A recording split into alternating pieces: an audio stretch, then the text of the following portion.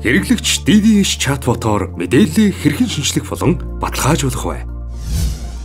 Та DDH Facebook хуудасны мессеж хэсэг рүү орно. Туслах цэсийг дарж үндсэн цэсээс мэдээллийн шинжлэхийг сонгоод админ эсвэл картын дугаараа илгээгээд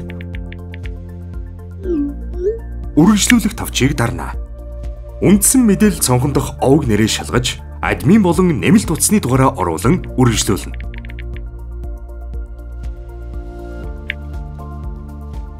Шинээр гарч ирсэн цонхон дээр DDH ашигладаг байршлаа сонгоно.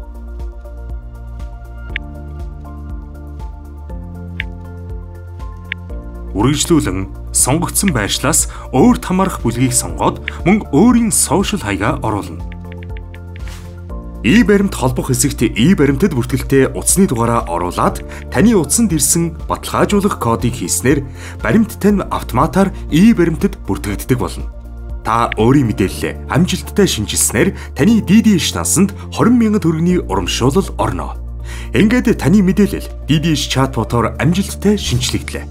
Мөн та DDH-ийн салбар давуу эрхт гэрээт борлуулагч 7777 1434 1434 дугаард холбогдож мэдээллээ шинжлэх болон баталгаажуулах боломжтой. DDH 3.0 шилжилт